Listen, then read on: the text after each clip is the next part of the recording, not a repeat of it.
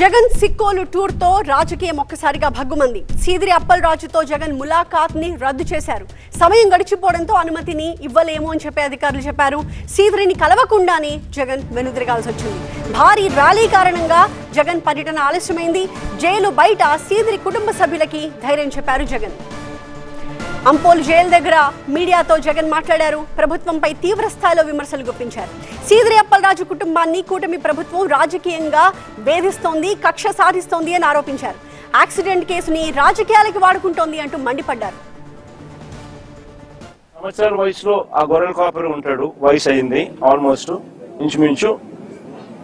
Road మీద గొర్రెలు కాసుకుంటా ఉన్న పరిస్థితుల మధ్య బైక్ లో యాక్సిడెంట్, బైక్ మీద యాక్సిడెంట్ జరిగితే దాంట్లో కుట్రకోణం ఎక్కడి నుంచి వస్తుంది? హత్య చేయాలి అని ముందుగానే ఆలోచన చేయాల్సిన పరిస్థితులు ఎందుకు వస్తాయి? ఆ మనిషి ఎవరో పరిచయం కూడా లేదు ఈ మనిషికి, ఈ పిల్లాడికి.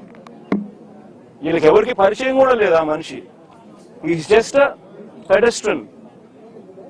ఒక దారిన పోయే నడుచుకుంటూ పోయే ఒక వ్యక్తి. అన్ఫార్చునేట్ గా జరిగింది. చెయ్యాలనే ఉద్దేశం ఎవరికి ఉండదు. అలాంటి అన్ఫార్చునేట్ గా జరిగిన ఒక ఘటన పట్టుకుని ఈ పిల్లల కెరీర్ ను నాశనం చేయాలని చెప్పి ఆలోచన చేయడం ఎంత మటుకు ధర్మం? ఇది కరెక్టేనా?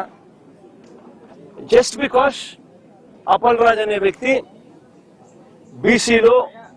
బీసీలలో ఒక మంచి నాయకుడు కాబట్టి, వైసీపీకి సంబంధించిన నాయకుడు కాబట్టి, వైఎస్ఆర్సీపీ పార్టీకి చెందిన వ్యక్తి కాబట్టి ఈ ధర్మమేనా అని అడుగుతా ఉన్నా. నిజంగా ఒక చిన్నపిల్లాడి చేసిన యాక్సిడెంట్ ను ఒక కుట్రగాను హత్యగాను దాన్ని చిత్రీకరించి మొత్తం అప్పలరాజు కుటుంబాన్ని దీంట్లో ఇరికిచ్చే కార్యక్రమం ఎంత మటుకు ధర్మం అనేది అందరూ కూడా ఆలోచన చేయాలి. రాజకీయాల్లో కక్ష సాధింపులకు దిగుతూ చంద్రబాబు చెడు విత్తనాలు నాటుతున్నారన్న జగన్ అవే రేపటి రోజున వృక్షాలవుతాయంటూ హెచ్చరించారు. ఒక్కొక్కరికి ఒక్కొక్క న్యాయం వర్తింపజేస్తే నిజంగా బతకదు, వ్యవస్థ అనేది బతకదు. ఒక చెడు విత్తనాలు నాటుతా ఉన్నారు. ఈ చెడు విత్తనాలు రేపొద్దున వృక్షాలు అవుతాయి. మీరు ఏదైతే నాటుతా ఉన్నారో రేపొద్దున అది ఒక వృక్షమై మొత్తం సిస్టమ్ ని నాశనం చేస్తుంది. అబ్సల్యూట్ గా అన్పార్డనబుల్, క్షమించరాని తప్పు ఇది. ఒక చిన్న పిల్లాడు అనుకోకుండా చేసిన యాక్సిడెంట్ ని రాజకీయంగా వాడుకునే ప్రయత్నం చేస్తున్న చంద్రబాబు ఏ తరహా సంకేతాలు పంపిస్తున్నారో చెప్పాలి అని ప్రశ్నించారు జగన్. 80 ఏళ్ల వయసులో చంద్రబాబు ఈ తరహా రాజకీయాలు చేయడం దారుణం అన్నారు. ఆ దుర్మార్గపు ఆలోచన చేసే దాంట్లో కూడా కనీసం ఈ 18 ఏళ్ల పిల్లాడు, ఈ పిల్లోడి జీవితం నాశనం అవుతుందని కూడా కనీసం చంద్రబాబు నాయుడు ఆలోచన చేయడం లేదంటే నిజంగా అడుగుతా ఉన్నా. 80 ఏళ్ల వయసు వస్తా ఉంది చంద్రబాబు నాయుడు. మనిషి అన్నం తింటున్నాడా, గడ్డి తింటున్నాడా అని అడుగుతా ఉన్నా. అబ్సల్యూట్లీ రాజకీయాలను ఒక నీచమైన స్టేట్ లేక్ తీసుకొని పోవడం ఇది. నేను అడుగుతా ఉన్నా, ఒక్కొక్కరికి ఒక్కొక్క న్యాయం ఉంటుందా అని చెప్పి.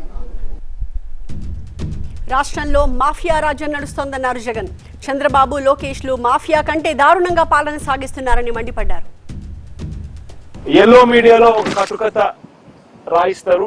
దానికి యాంగిల్స్, వక్రీకరణ, ట్విస్టింగ్, మసాలాలు అన్ని కలిపి తర్వాత టీడీపీ సోషల్ మీడియా దాన్ని అందుకుంటుంది.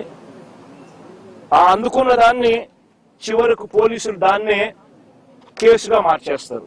నిజంగా రాష్ట్రంలో జరుగుతా ఉన్న మాఫియా సామ్రాజ్యం ఇదే. ఇది ఓ ఈనాడు, ఒక ఆంధ్రజ్యోతి, ఓ టీవీ5, ఓ చంద్రబాబు, ఓ లోకేష్, వీళ్ళకి సంబంధించిన గవర్నమెంట్, వీళ్ళకి సంబంధించిన పోలీసులు. ఇది ఒక మాఫియా సామ్రాజ్యం. నిజంగా ఇది ధర్మమేనా అని చెప్పి నిజంగా అందరూ కూడా, ప్రతి ఒక్కరూ కూడా గుండెల మీద చేతులు వేసుకుని ఆలోచన చేయాల్సిన అవసరం ఉన్న ప్రశ్న ఇది.